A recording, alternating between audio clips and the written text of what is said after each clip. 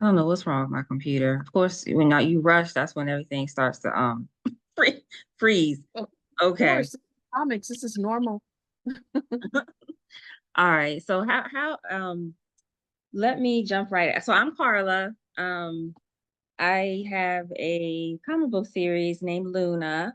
We're just two issues in. I But I'm picked it still, up the other day. oh, okay, okay. I'm a big fan of yours. I think was introduced to you with the Nubia series a few years back, and I ever since then I was like, oh my gosh, she's so amazing. So I'm glad you were able to spend a few minutes chatting about specifically the Epiphany engine in your cover and all that good stuff. Okay. Um, Yes, thank you very much for having me. I did read over your questions, and I'm like, oh my God, first you had something I didn't even know who Jackie Ormez was until Cheryl Easton told me. So, oh yeah, yeah. I didn't know who she was until a few weeks back. I was asked to participate in a documentary. So I was like, oh, let me do my research. And I got familiar with her work, and I'm actually got a book in my Amazon cart about her. So I'm anxious to read about her and her comic strips and everything like that. So yeah, all I right. heard her many years after I entered the industry. I'm like, well, okay, that happened. Mhm. Yeah, I mean they don't talk about that kind of stuff. They don't really talk about our achievements in this space, which is why one of the reasons why I wanted to highlight you. So let's jump right into it. Now that you are familiar with Zelda Jackie Orms, she was the first Black cartoonist published here in the United States. How has her legacy influenced your work? Not at all. You can't allow it. Unfortunately, I didn't know who she was before I started, Mhm. so it's you just can't afford that space.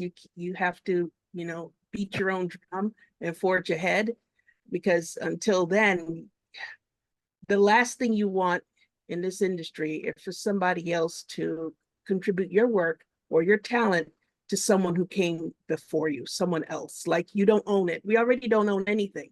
So Mm, you go ahead and start that homage paying, and you'll see what happens. You will be dismissed quite quickly. mm. So yeah, so let's touch a little bit about that. You said you created crafted your own lane, created your own lane. What was that journey like in the beginning, and how long have you been in the industry? I have been drawing comics professionally for 24 years. I've started, Uh, my first book was Iron Man, but I was a ghost for Joe Quesada before that, starting with Osriel Ash. I ghost inked on Aquaman, lots of titles that your name doesn't even appear on. This is just kind of what you do when you're paying your dues coming into the industry. So I'm the first woman of color to draw the flagship titles for both Marvel and DC Comics. mm. There's a lot I've done, but a lot more that I have to do because I came into comics to tell my own story, and I have yet to do that. Oh, your own book, your own Yes. story. Is that something that we will see soon, or is that something that's kind of still in the pre-planning phase? Well, I already have titles Yumi and Ever and Foreign, which is when I grow up, I want to be a sci-fi writer. And if you talk about comics being a difficult space to crack, go ahead and try it with a name like Alitha Martinez. My Mhm. family were from Honduras and from Curacao. I'm one of the first born in this country.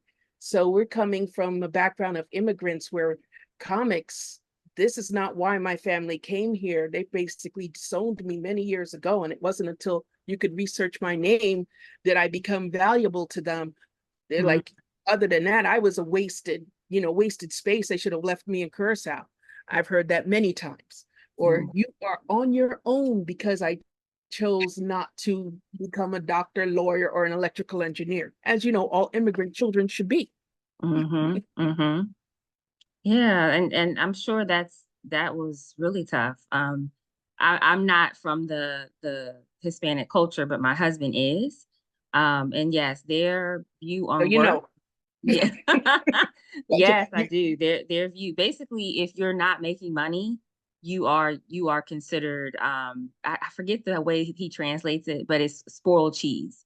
It's like it's not, you're worthless.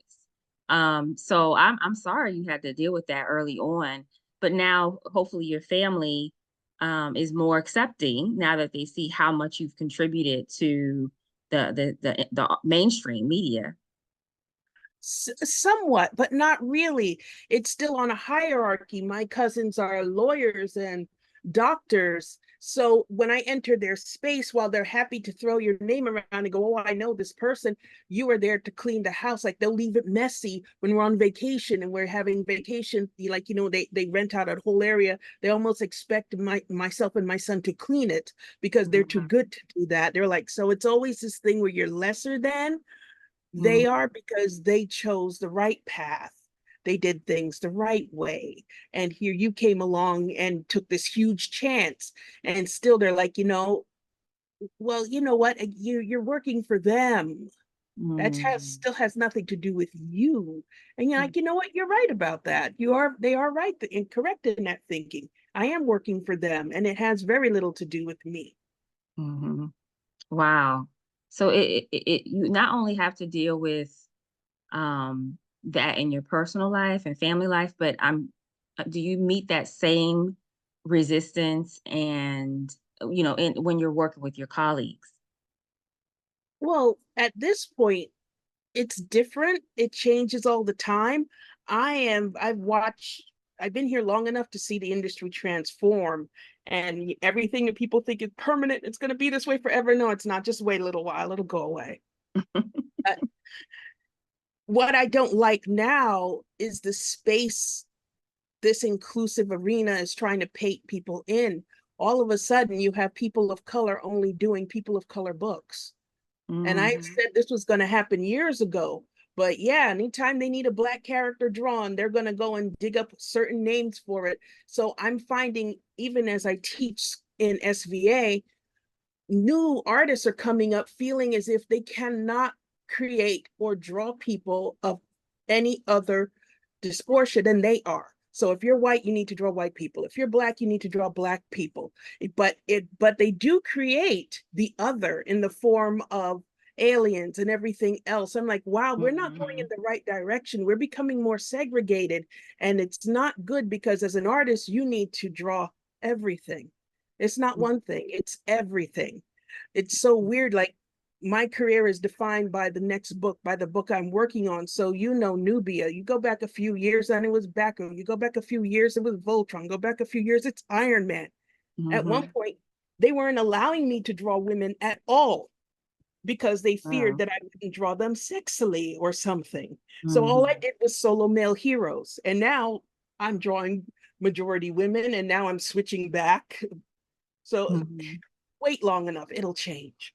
Wow, that's interesting. And thank you for that insight. And that is something that even I struggle with sometimes. When it comes to being a writer, I'm still learning my craft. I still have a long way to go. But I do feel some type of way when I see a white man writing for a black character. Mm, That is a little different than what you are describing, but I do feel some type of way. But you're right. As writers, we do need to, and artists, we do need to be able to do a little bit of everything. But I mean, personally, I do feel like you drew Nubia in a way that a white man could not draw. So, so that's the other side of that. Like, I like that Nubia was drawn by you because you captured the essence of us, whether it was the hair, whether it was the way she stood, I don't know if you are the colorist as well, but her skin tone.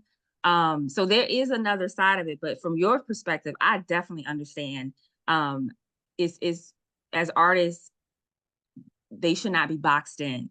And you're saying that the industry sometimes boxes people, creators of color in. So I definitely get that too. completely. But with Nubia, I did not know she was a character who was around since before I was born. And so when they're describing her to me about how there was Hippolyta and she was forming up this clay seed to make Wonder Woman. And lo and behold, there was some black clay laying right alongside. So she made another baby. So she had two babies she begged the Mhm. gods to bring to life. And they did. And then suddenly the giant eagle cacawed Nubia off to Africa. And she was raised there. She came back. But her origin story was one woman's twin sister. Somebody described this to me with a straight face. And I'm like, wow, you said that out loud. That's probably the most racist thing I've ever heard in my life. What the Mhm. hell? But I left Mhm. it alone. I'm like, that was the 70s. And we can't say the 60s and 70s was a special time. It Yeah, was special. We don't understand the specialness of that time. Just that's a when we good way to put it. yeah, we don't understand that, but we look back and we see and we go, oh, Yeah, that explains a lot, a yeah. lot. The 70s, I think I started the 70s, I forget if that's the Bronze Age or the Silver Age, I can't remember, but the 70s were wild when they introduced the Black women, the characters. Like They did. Storm was naked. Storm was naked when we first met her. I No, was she like, what wasn't. Well, are you kidding me? I did not know that. I'm drawing Storm right now. What do you mean she was naked? Yeah, she was naked. It was the hair was just drawn, plastered to her body. But it was just yes, but so Oh no, I learned unfortunately, something new every day about commas. It's yeah, delightful. It's delightful. Oh yeah, my goodness. What? See, I yeah. knew Namor appeared naked, and I guess that's why he was my favorite. You know, I'm just saying, if you're gonna come out of the water, it's like, oh look. Yeah, Namor. Um, so the next question is, let's jump into the Epiphany engine. Could you tell me a little bit more about your, your contribution to the Epiphany engine? I know I see the cover. What was your inspiration behind the cover? See, I don't even know, to be honest with you, I don't know what it is actually. They told me that they wanted me to draw this cover. It's like usually how I get jobs in this industry. You think that people tell you everything that's happening. It's an industry full of secrets. I work on a book and I don't even know what's happening. I learned everything, just basically when the script arrives. Other Mm-hmm. than that, there's very little discussion about it. So no one sat down and explained the characters to me. I Hmm. understand now it's a giant crossover event with many people of color books included in this, but my book is not included in this at all. But I'm glad to contribute a cover to it because I really had an idea immediately once they described the characters to me. They kind of felt like Fantastic Four to me. And I'm going, Hmm. no one's ever done them properly. And here I can kind of feel this I'm hoping it's like a family thing and they're having this grand adventure. And I said, wow, I really just want to do something like that. I wanted to sit down and get to color it and get to explore new characters. My whole thing is a challenge. If it's a new character, I'm going to try to draw it. I mean, I think you capture the family aspect perfectly. Actually, your cover is the only one that actually um portrays the story as a family-centered story. And that maybe was done on purpose. Maybe, they wanted the different variants from different perspectives, but your cover showed the family and then different scenes that they would go throughout the story. So if that was your objective, you accomplished it. It was very I loved it. That's one of my favorite covers. That's so Um, weird. Like I just randomly picked those settings. As I said, I don't know anything about the story. I just kind of pick different settings. That's mhm. it. I'm like, they should tell me. They really should tell me more. Yeah, yeah. But I mean, the little bit they told you, you really did. I can only imagine if they would have, had you read the script, then your art would have been, out of sight. Are you doing any of the interior pages? No, I'm not doing any interiors for the book. Oh, It's like I'm wow. excited to see where it's all going. I have no clue. So I think the cover would probably be the only thing I get to do for that. Yeah, I mean, I would have loved to see your work in the sequentials. I think your work is one of the best in the mainstream media right now, in my opinion. Because some of these comments I picked up, I'm like, what in the like, I mean, you know that expression, oh, they're so easy to draw.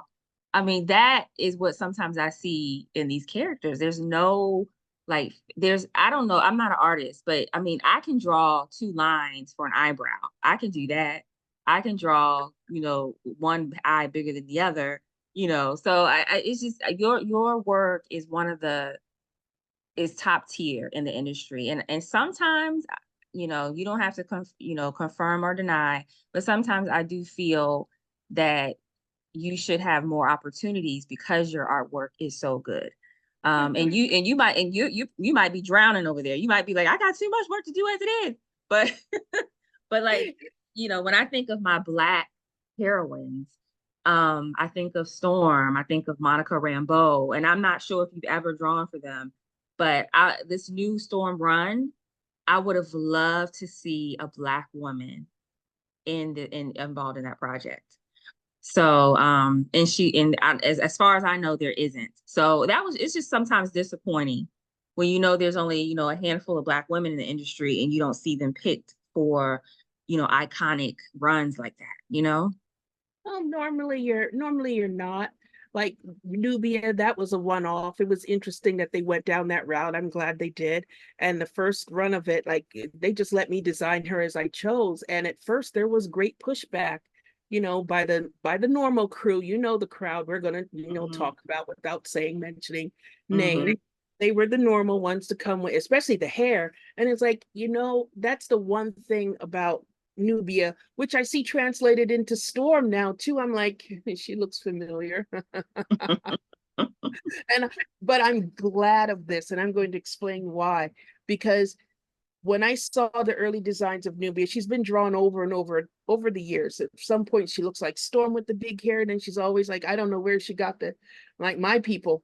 We will not be caught dead with our hair looking natural, meaning got to straighten that. I understand this running around looking like coconut trash. My grandmother says when she died, please straighten my hairs on the corpse. Yes. I'm like, really? So that's how far they take that joke. They take it far. But Mm-hmm. I'm like, you spend your whole life struggling to hide your beauty or make it fit someone else's ideal of beauty. I Mm-hmm. see all these cosplayers and it's double armor. You are good. There's not enough characters of color, period. And in order for you to go out and play a character, you're going to get criticized. You're going to hear it. I said, I don't really enjoy cosplayers at shows myself, but Mm-hmm. I heard these women well, that character's not Black. Who the hell are you to say that? And you're a stranger, and this woman's just taking pictures, enjoying her best life. And it took so much courage to put that on. And Mm-hmm. to have some rando come up and just say something to hurt you. Mm-hmm. So now I've given the opportunity to design. And I thought, we don't have a standard, a character who's beautiful, powerful, and sexy, that shows everything that we are at the best. This Mm-hmm. is Wonder Woman. Why not? The hair is magical and it's always perfect. The Mm-hmm. makeup is on point. The body, she's sexy because you can only be smart and fat, or smart and old, or smart and gay. You cannot be beautiful, attractive, or desirable to men, or anything like that. That is my only caveat with Nubia, is that is the box they put us in. We are Mm-hmm. not desirable. But now women of color have a character they can play, and you can go out and feel beautiful and powerful and sexy. Right. And nobody can criticize you. And then I'm watching it bleed over into Storm now. I'm like, hey, look at you, look so familiar with your hair in that natural state. Mm-hmm. They finally, yep, these new designs of Storm, she finally has a somewhat textured pattern. I think it still has a ways to go, but it's getting there. It's getting there. But it's As I that, said, she looks familiar to me. I know that look. It's like, I know. You're welcome. yeah.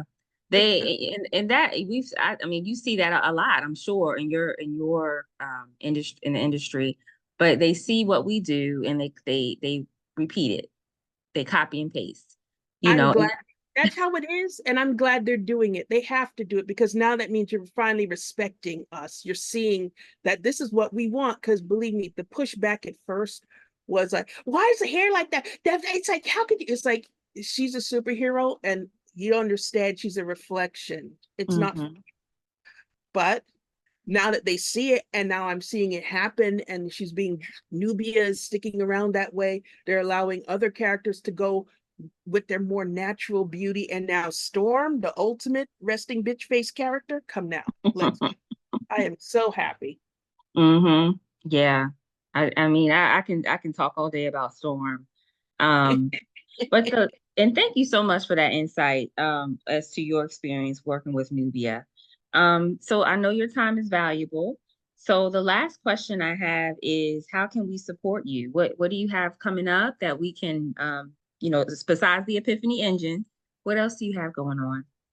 Well, Amanda Waller series is coming out. That's why I told them it's a good time because, and it's like I'm so generally disappointed in the way my final art product always looks because it's never what you really want.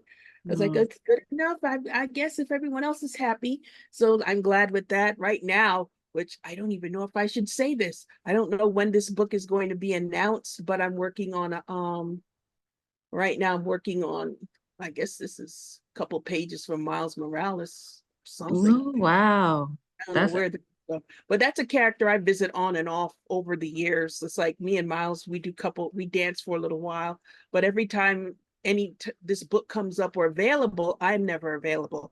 But we mm, continue our dance and I enjoy him. I would love to make that my next ride at Marvel. But yeah.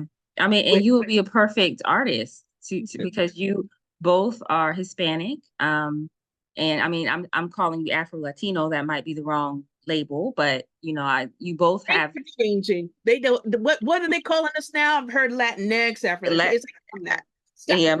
my husband's like, I'm Mexican. He Yeah, don't it's like he don't play into those labels. yep. Our family either. It's like my father. He's Dutch, straight Dutch. I'm like Mhm. pops, but he's got that weird conqueror's mentality where it's like you don't understand. This is when you grow up, you're on your island, and you are in a closed society that doesn't experience American racism. So Mm, when you come here and people are racist to you, mhm, doesn't it doesn't compute easily to him. It doesn't really penetrate him, and in mhm. turn you can turn around and be equally, like I always say, the grand dragon of the clan was an old Spanish woman named Enid Martinez.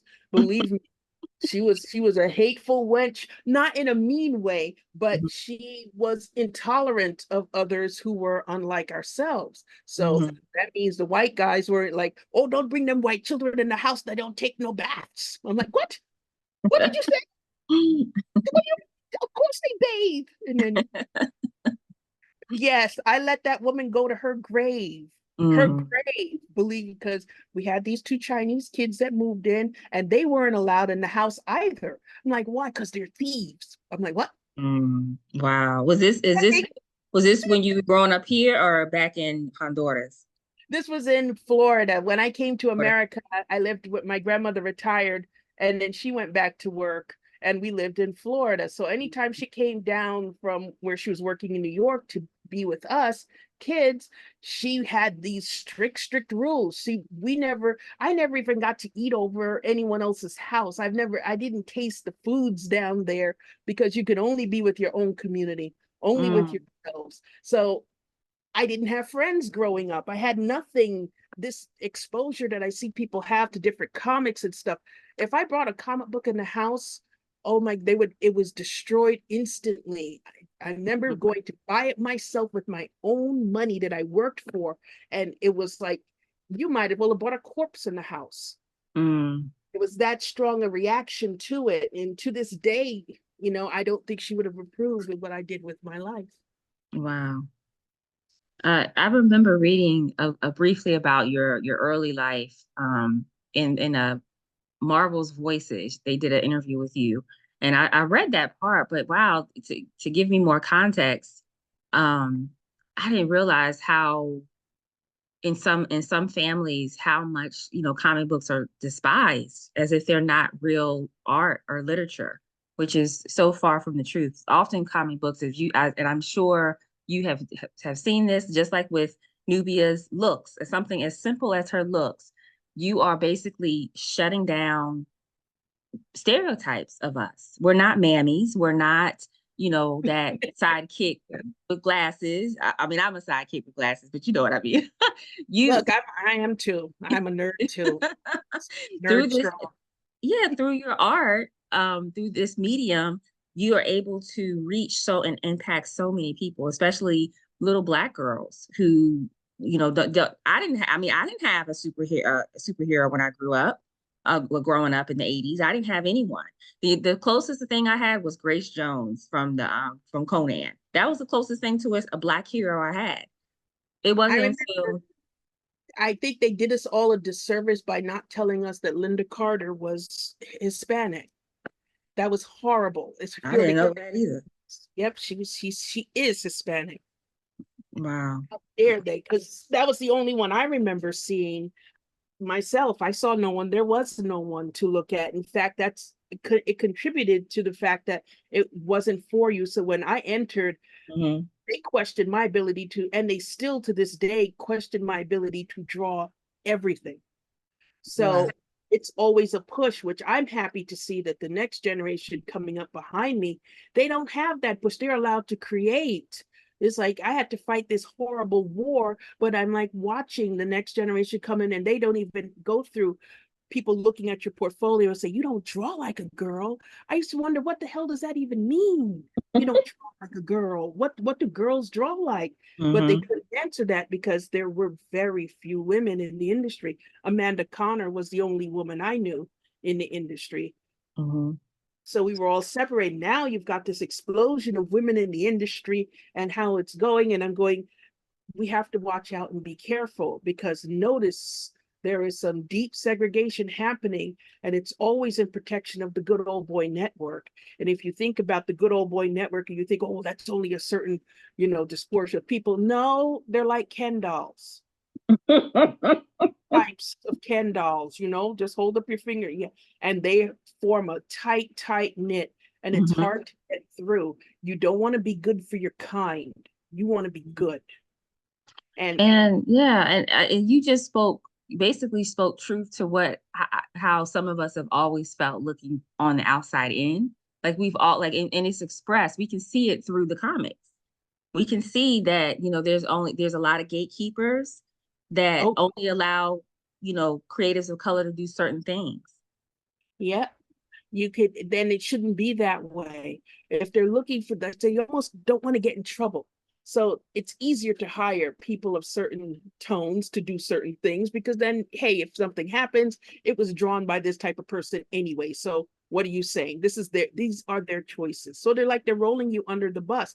But at the same time, it's going to eventually create the same type of scary atmosphere where people are going to wonder about your ability to draw, period. Can Mm-hmm. you draw something? It's like, I don't know. Can they handle drawing, like white people? Imagine the day we're soon coming to where they're going to literally question your ability to draw certain people because, hey, you Yeah. only draw Black people. It's like, what? That Yeah. is not the right direction, especially because our country is so terribly prejudiced. And what would you say would be something that, you know, if someone and sitting in that seat is listening to this audio, this podcast, what would you say to them? How do you go about changing that mindset You that know, only creators of color can draw, or, you know, not even, I can't even say write, because we have a lot of white people writing for Black characters. But how would all you of them were begin to change created that by mindset? all of them were created by white people. Black Panther, I think Black Panther, was he created by a Black guy? Was Christopher Priest the one, or was it that I white think guy before it him? was Black Panther back everything from what I know from the '80s and earlier was a white man. I don't think Yeah, probably. anything. I believe you too. I don't. You see, you went back to the 60s and 70s when they were. They were doing Mm-hmm. everything back then. I respect them deeply. They gave us characters to remold and cast properly. But I leave that right there. I leave that alone. But you asked a question that's almost impossible to answer, except to say that at this level of creating as an artist, as a writer, and you're working for mainstream or on things that are, you didn't have to put together yourself, there's a certain level of dedication and expertise that that type of person brings to the art.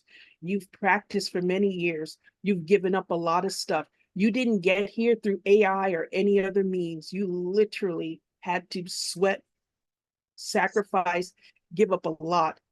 You damn well know what you're doing, and Mm-hmm. you should be trusted to do your job, because this is a job. No matter what, this is people, oh, it's a field of dreams. No, this is a job. This is what Mm-hmm. I do to feed my family. This is all I do. I do nothing else. So who are you to tell me I cannot draw something? It's like I don't even want to hear those words. Those words don't compute to me, because this is literally a job, not to do with anybody's prejudice. Mm-hmm. Yeah. I hope the right people listen to what you just said. Um, and it's a shame that it's 2024 and you even have to say something like that. But I here we are. know. Here we are. I know. And it's very scary. I began to tell you when you asked me like where what to look forward to. And I Mhm. told you I want to write. I want to be a sci-fi writer. If you think comics are tough, those gatekeepers are damn near impossible. They cannot get past because I write serious science fiction. They won't even blind read my books. I'm paying people to beta read my books because they will not, in the readers groups, will not read the book. My name's on it. They're like, what is it going to be? Tortillas in space? You know how insulting that is? Mhm. It's beyond Why insulting. and why are they in that position? They gonna act like that and think like that. I know, right? Tortillas in space. Like, that's not a bad idea, but why would you think that's all I would, I would make? Why would you think that? But I know. I know. It's terrible. And the funny thing about art is that you the people that exist in this space are supposed to be the most enlightened. And I what? don't What? sometimes it's not that's not always the case. That's not always the case. No. Um, yeah. Not at all. I feel that, I'm hoping that projects like the Epiphany Engine, I can see the need and for people of color, especially, to come together and make their own iconic characters, add to this vast universe. That's the one thing about comics. It's a golden ticket. This is where you come in and you can dream up anything, anything. Your book is beautiful. I enjoyed it so much. I'm looking forward to issue 3, and I hope it Oh, comes. thank you. So as I'm looking, it's like, look at how this beautiful art, you can feel it. It's like, this is the love and the promise of doing comics. You're telling a story. It has nothing to do with the color of your skin. It's this ability to create these characters and give me a moving story. Hmm. Anything else, any prejudice that interferes with that is hurting us all as a whole. Because Hmm. I was a kid, my first time I ever saw a comic book, it was put in my hands when I was in Curacao by a missionary carrying an ash can of Spider-Man. Before then, I knew I wanted to draw, and I drew all the time on the margins of my books. You know how many beatings the nuns deal to you when you don't listen? I didn't even know what I was doing, and I felt like something was broken or wrong in me. Like, oh, like you're the devil. You know how many times I was told I was evil for drawing whatever I was doing? Oh, Wow. you're like naked people. I'm like, no, they're not. I'm just trying to practice the human body. Why would you Mhm. do this terrible thing? Suddenly, I'm in 5th grade. They put this in my hand. It's an 8-page ash can of Spider-Man. And oh my God, my whole world changed in Mhm. 5 minutes. Just five. And the guy took the book back. He's like, no, I just want you to look at like he changed my life. All of a Mhm. sudden, I came to this country. I bore down on this thing. I focused on it. I knew what I wanted. People told me girls don't draw comics. I heard, oh, the everything you can imagine, I heard, but nothing could stop me. See, Mm-hmm. you don't know what you're creating. You are here to inspire the next generation. Someone is watching you. So when you don't create for children, or you think your story's not good enough, or whatever's going on that stops you, remember, there's some kid waiting for you. Just Oh, wait. yeah. Yeah. Yeah. And when I first came across your name and started looking at some of the stuff that you've done, I felt the same way. I'm like, wow, someone who's a black girl here all the time. This whole time a black girl was here. That's how I felt. And you're right. You're right. And I thank you for the kind words about Luna. She is a passion project, and I have a really great artist who it took, in the beginning it takes a while to kind of figure out, what you want and stuff like that. But he's taken that story to new heights, and that just speaks to the importance of having a good artist. Oh, You can have a great story, but if that art is crappy or lacking, people are not going to read it. They're not going to read it. So your art, though, every time I see your art, it always elevates the story. It always does. what? No, we'll see. Because I'm telling you, it's Amanda Connor's killing me. I love her. She's evil and perfect. Yeah. And now Amanda Connors, who now is that a new character? Amanda Waller. Sorry, Oh, Amanda okay. Waller. Oh, Okay. okay, okay, okay. All right. So I'll be on the lookout on the DC side for her. Yes. They've been I don't know if how you're gonna draw her, but in the past she's been drawn like a linebacker. So I hope I'm not sure if that's what they still want to do, but I hope they allow you to soften her up a bit if Well, that's the story. I did. It's like, again, I guess that's why they came along to you there. It's like, yes, I got to play with her clothing. I got to give her a little bit more. And I said, you know what? I didn't realize she was the mother of so many kids. It's like, you don't have kids, that many kids, and not be sexy at some point in your life. Hmm. Something about you was attractive. But she's just an interesting character. I just wish people would stop. And this has nothing to do with the current iteration of her, because this is something about the way she was created, and most women characters are created. Our hero's journey is always from a place of pain, but Hmm. that could be said about most characters in DC's universe. So we could forgive this one. But Hmm. to have no agency, or a character like Amanda who's so strong and so, to me, like playing D&D, a double good character, meaning you're so good that you're capable of doing bad things to serve the greater good. You need a character with powerful motivations. So I hope she comes across that way when the book is finally out. Yeah, I'm sure it will. I'm sure it will. And it sounds like you've done a lot of work for DC. Has it been kind of split between the two? And have you worked with other labels, what like Image or, I don't Sure. know. Yeah, I've this is a you have to keep swimming like a shark. So I've worked with many labels over the year. This Marvel and DC, those are your home teams. So you always go back, no matter how far I go. It's like Marvel calls, it's like, yes, I will do whatever you say, my master. I definitely enjoy you. This is your home team. And then I always say, well, DC is like my nation, because you got in there, and this is where you get to like blossom and create. Just the fact of getting to draw Wonder Woman, Batman, and Superman. Those are the big three. And that's Mm, like, wow, my bucket list is complete here. I got to go wow. conquer new mountains, because this is just getting them. But some of my favorite books was working for Image on Greg Rucka's Lazarus series. I did one issue of that book because he was having different artists do them. And that's like G.I. Joe, and it's shooting and unbeautiful characters. Unlike Marvel and DC, these characters, suffer from resting bitch face, and they can't get dirty. You want and they can't get shot, and they can't get anything. No, they're always perfect. No, I need characters who are imperfect. We can roll around, you can just mess up, and they're just so wonderful. So that's always my favorite book. But for Mhm. myself, I hope people pick up my Foreign. That's my sci-fi epic. And it's mostly prose, but of course there's pictures in it. But Okay, yeah, so how can we support that? So is it on a where is it located where we can buy it? so I usually sell at conventions, but also through my website. We're going to put up a new version of it. I guess this is version 18 at this point. But on www.ariatstorm.com, you can buy the book digitally. But Area. we're updating now. So Okay.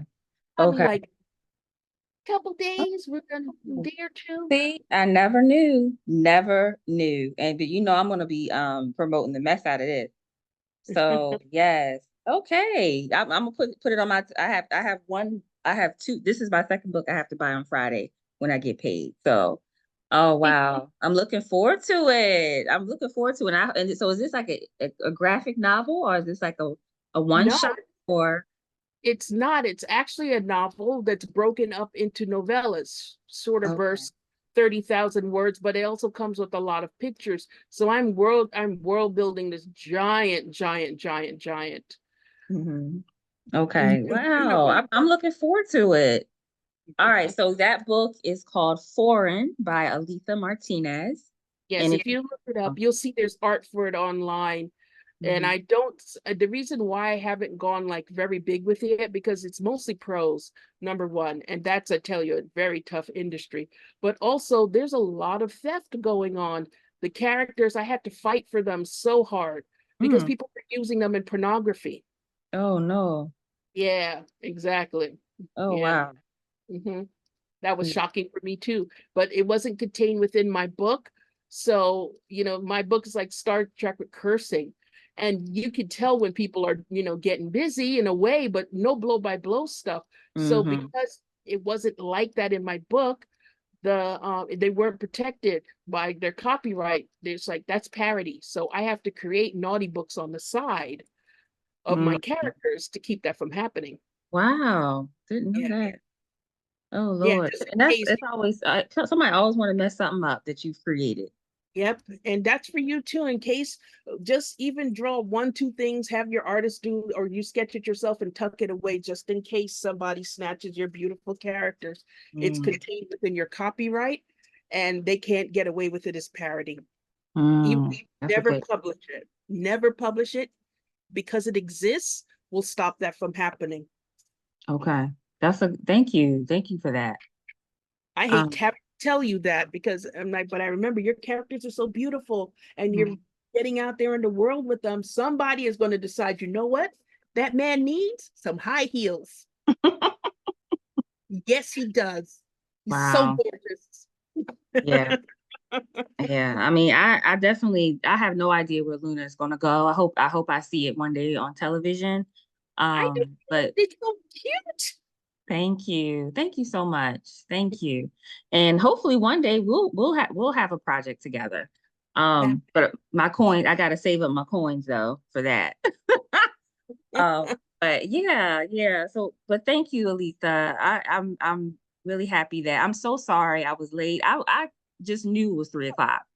Well, it's But fine. Like I was checking myself. I'm going, was this the right time?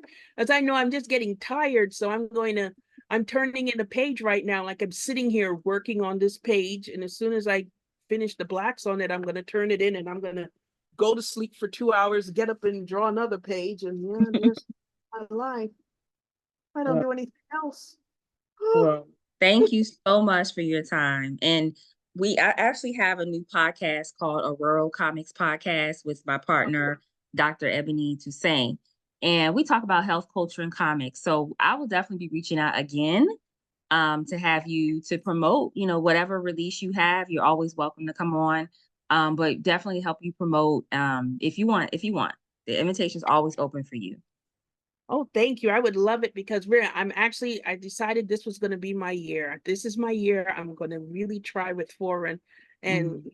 stand up because if I don't do it, it won't ever happen. It's like people say, you're drawing comics. Isn't this what you want? Yes, this is what I want. This is exactly what I want, but this isn't all I want. Mm-hmm. Yeah, that's a good way to put that. But yeah, I definitely will be out once I edit the show, I'll send the audio to you. And again, just thank you so much for taking the time. I know you're very busy. So gracias por tu tiempo. Nada, mi amor. All right, honey. You have a good day, okay? Same to you, same to you. This was very much fun for me. Kept me Thank, entertained while I'm working. thank you. You're welcome. Thank you. Have a good night. Same to you. Right. Bye-bye. Bye.